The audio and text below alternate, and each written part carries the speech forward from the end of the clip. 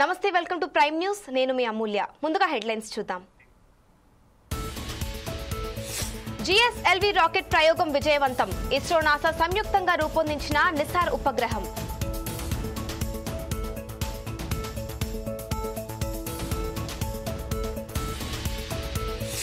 భారత్పై 25% సుంకాలు విధించిన ట్రంప్. ఆగస్టు 1 నుంచి అమల్లోకి వస్తుందన్న అమెరికా.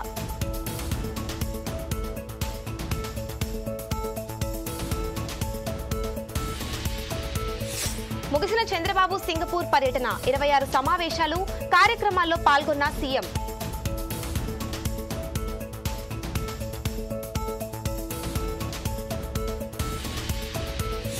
పసిఫిక్ మహాసముద్రంలో సునామీ బీభత్సం. 30 దేశాలపై Russia tsunami effect.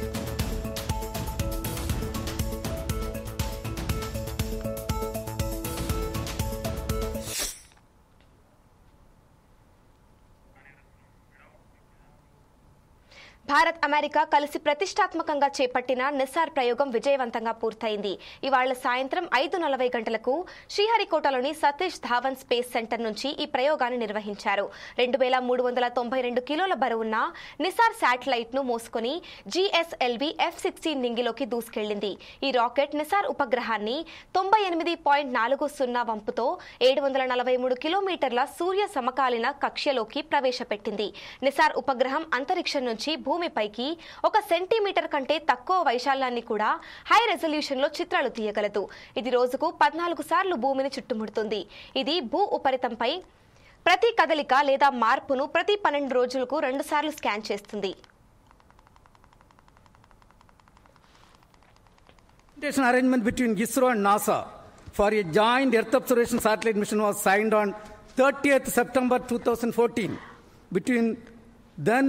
It was signed by the then Chairman ISRO, Secretary Department of Space, Dr. K. Radhakrishnan, who is sitting in front of us, and with the NASA Administrator, Mr. Charles Bolden.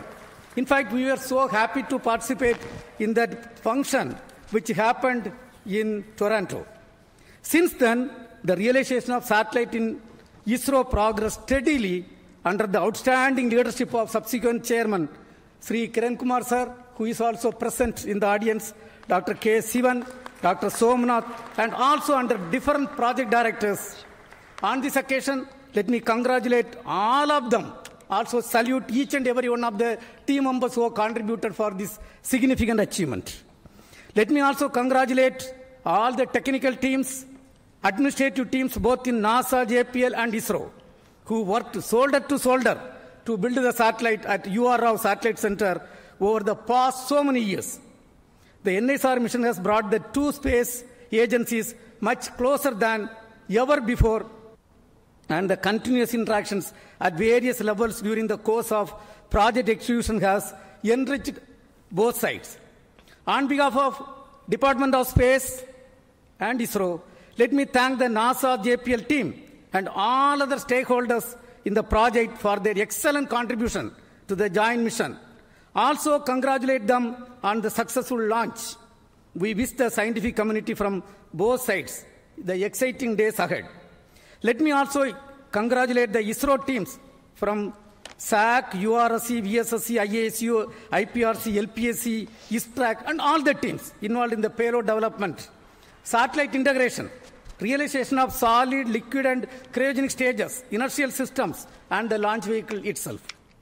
Let me take the opportunity to congratulate the Chairman Launch Authorization Board, all the center directors who are with me. It's a teamwork done by ISRO along with the NASA. I express my heartfelt gratitude to the Honorable Prime Minister, Sri Narendra Modi ji, who was the Minister of Space, has provided outstanding, encouraging support for the entire project for its successful execution today. Also, let me thank Honorable Minister of State, Dr. Jitendra Singh ji, and the PMO officials. PMO officials were working hand in hand with the Department of Space, and all our family members, entire team members of ISRO. The implementation arrangement between ISRO and NASA. AP CM Chandrababu బృందం Singapore పర్యటన ముగిసింది. సీఎంకు అక్కడి తెలుగు ప్రజలు ఘనంగా వీడ్కోలు పలికారు. చంద్రబాబు ఈ అర్ధరాత్రి హైదరాబాద్ మీదుగా అమరావతికి చేరుకోనున్నారు. 4 రోజుల పర్యటనలో వివిధ ప్రముఖ సంస్థల ప్రతినిధులతో సీఎం చంద్రబాబు సమావేశమయ్యారు. రాష్ట్రంలో పెట్టుబడులు పెట్టాలని ఆయా సంస్థలను ఆహ్వానించారు. రాష్ట్ర ప్రభుత్వం తరపున అవసరమైన అన్ని సౌకర్యాలు కల్పిస్తామని హామీ ఇచ్చారు.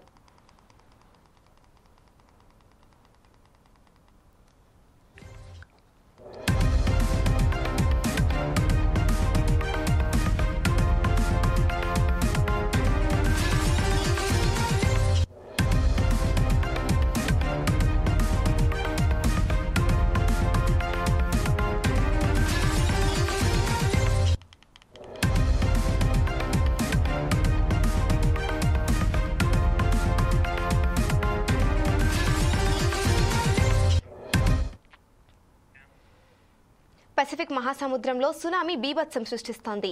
రష్యాలోని కామ్చాట్కా ద్వీపకల్పంలో బుధవారం 8.8 తీవ్రతతో భారీ భూకంపం సంభవించిన విషయం తెలిసిందే. దీని ప్రభావంతో రష్యా, జపాన్ తీర ప్రాంతాలను సునామీ తాకింది. తీరం వెంబడి 4 మీటర్ల మేర అలలు విరుచుకుపడుతున్నాయి.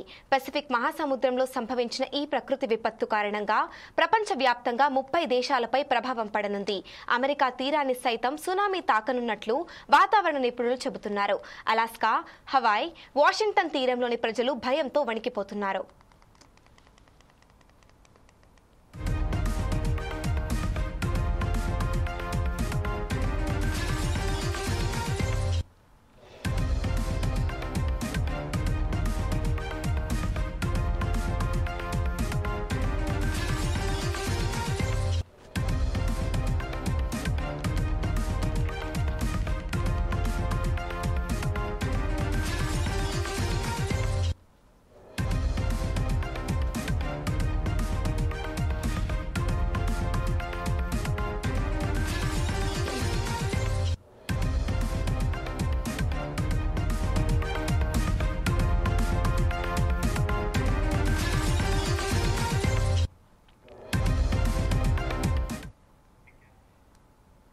రెండోసారి అమెరికా అధ్యక్ష పదవిని చేపట్టిన డొనాల్డ్ ట్రంప్ సంచలనాలకు కేర్ ఆఫ్ అడ్రస్ గా మారాడు.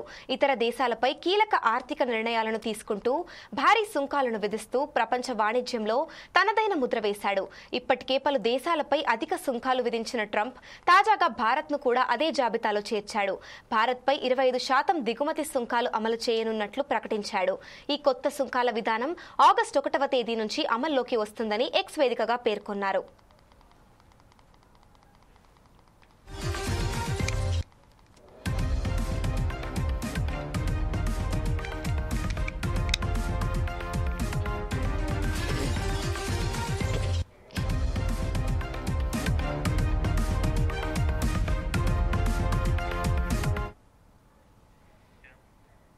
ప్రముఖ నటుడు ప్రకాష్ రాజ్ విచారణ ముగిసింది. దాదాపు 5 గంటల పాటు ఈయన్ని ఎన్ఫోర్స్మెంట్ డైరెక్టరేట్ విచారించింది. బెట్టింగ్ యాప్స్ ప్రమోట్ చేయనుగాను ప్రకాష్ రాజ్ తో పాటు మొత్తం 29 మందికి ఈడీ అధికారులు నోటీసులు పంపించారు. బెట్టింగ్ యాప్ ప్రచారం కేసులో మనీ లాండరింగ్ వ్యవహారం జరిగినట్లు అధికారులు అనుమానిస్తున్నారు.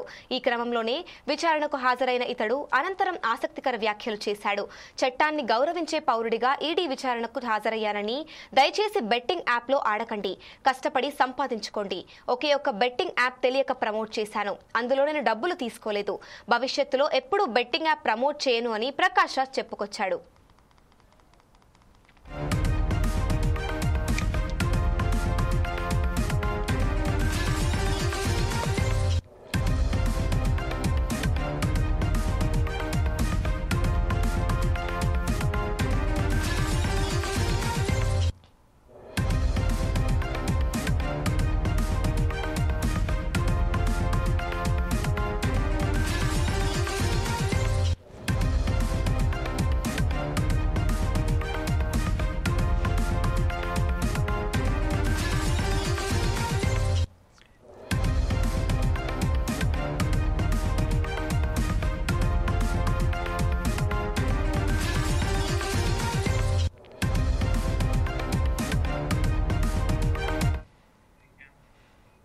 ఏపీ లిక్కర్ స్కామ్ కేసులో సంచలన విషయాలు బయటపడ్డాయి. వైసీపీ హయాంలో జరిగిన మద్యం కుంభకోణంలో కొత్త కోణాలు బయటపడుతున్నాయి. ఈ కేసులో నిందితులుగా ఉన్న వాళ్ల ఇళ్లు, కార్యాలయాల్లో సిట్ సోదాలు చేపట్టి భారీగా డబ్బును సీజ్ చేసింది. రంగారెడ్డి జిల్లా శంషాబాద్ మండలం కాచారంలోని సులోచన ఫామ్ గెస్ట్ హౌస్ లో అక్రమ మద్యం ముడుపులను గుర్తించారు. రాజ్ కేసిరెడ్డి ఇచ్చిన సమాచారం మేరకు 12 బాక్సుల్లో స్టోర్ చేసిన 11 కోట్లను అధికారులు స్వాధీనం చేసుకున్నారు. లిక్కర్ స్కామ్ లో A40గా ఉన్న వరుణ్ పురుషోత్తం వాంగ్మూలం ఆధారంగా తనిఖీలు చేపట్టిన అధికారులకు భారీ నగదు పట్టుబడింది.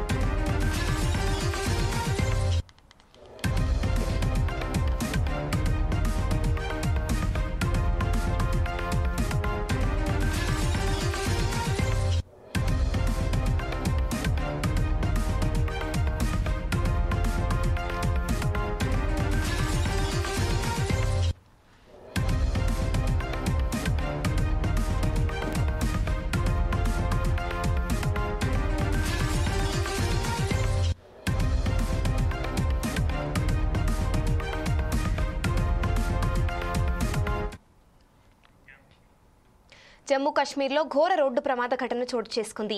ఐటీబీపీ ప్రయాణిస్తున్న బస్సు ప్రమాదానికి గురైంది. వర్షాల కారణంగా అదుపు తప్పి సింధు నదిలో పడిపోయింది. ఈ ప్రమాదంలో పోలీస్ సిబ్బందికి ఎలాంటి గాయాలు కాకపోవడంతో అధికారులు ఊపిరి పీల్చుకున్నారు. జమ్మూ కశ్మీర్లోని గండేర్బల్ జిల్లాలో ఐటీబీపీ సిబ్బంది ప్రయాణిస్తున్న బస్సు అదుపు తప్పి సింధు నదిలో పడిపోయింది. ఈ ప్రమాదం నుంచి సిబ్బంది, బస్సు డ్రైవర్ తప్పించుకున్నారు. అతి కష్టం మీద వారంతా బయటకొచ్చారు.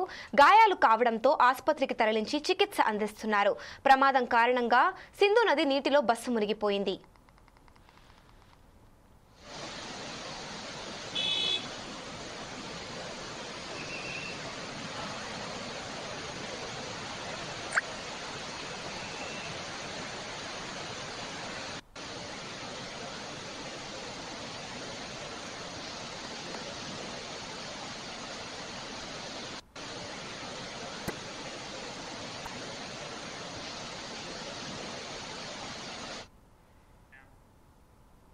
మరింత సమాచారం కోసం చూస్తూనే ఉండండి 4 Sides TV. This is Amulya signing off.